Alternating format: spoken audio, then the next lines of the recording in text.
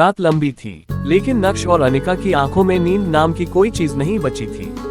कमरे की खामोशी टूट रही थी सिर्फ अनिका की दबी हुई सिसकियों से।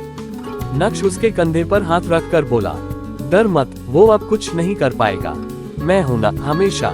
अनिका ने धीरे से कहा, नक्श अगर वो वापस आया तो, अगर वो कुछ और कर गया तो। नक्श एक पल के लिए चुप रहा। उसके चेहरे पर वही तेज ठंडा सा गुस्सा उभर आया।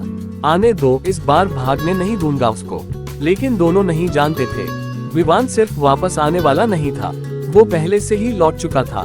सड़क के उस पार एक पुरानी कार में बैठा, काले शीशों के पीछे विवान घूर रहा था उस बिल्डिंग को जहां नक्श और अनिका थे।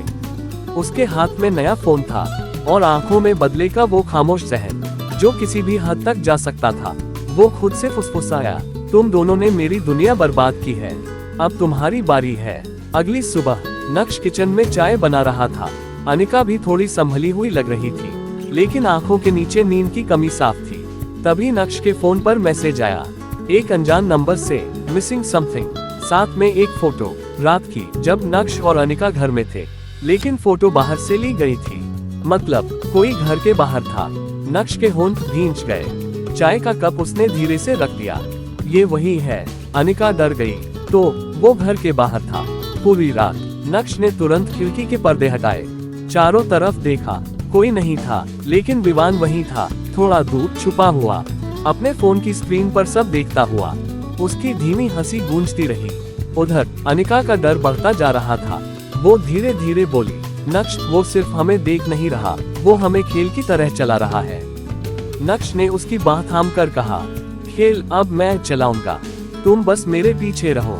कुछ देर बाद नक्श तैयार होकर बाहर जाने लगा। अनिका घबरा गई, कहाँ जा रहे हो, अकेले मत जाओ।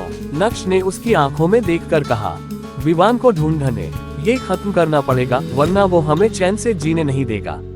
अनिका ने उसका हाथ पकड़ लिया, कपकपाती आवाज में, नक्श प्लीज कुछ उल्टा मत कर देना। नक्श ने उसके दोनों हाथ पकड़कर कहा, तुम्हें खोने का डर मुझे किसी भी डर से बड़ा है, लेकिन अब ये खेल खत्म करना जरूरी है। और वह निकल गया। दरवाजा बंद हुआ। अनिका की सांसें भारी हो गईं। वो अकेली थी कमरे में, लेकिन उसके दिल को लग रहा था कि वह बिल्कुल अकेली नहीं है, क्योंकि बाहर एक और मैसेज आया, guess who's coming to meet you. Anika ने कपकपाते हाथों से फोन खोला और स्क्रीन पर वही फोटो थी, लेकिन इस बार विवान की एक नई तस्वीर भी। वो बिल्डिंग के ठीक नीचे खड़ा था। आज सुबह की। अनिका की सांस रुक गई। उसने तुरंत नक्श को कॉल लगाया। नक्श, वह यहाँ है, वह नीचे है, लेकिन कॉल नहीं लगी, सीधा कट गया।